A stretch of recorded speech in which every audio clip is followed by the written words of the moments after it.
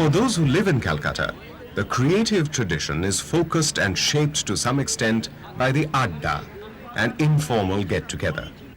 Groups discussing ostensibly serious gossip or even light chatter.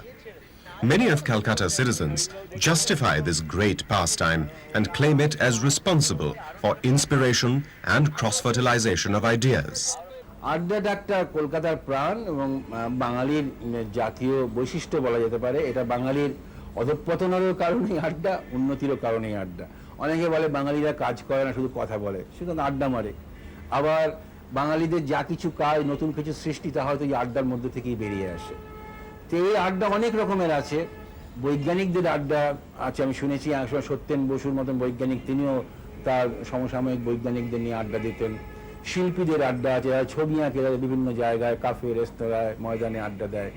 এটা কিন্তু কোথাও নেই।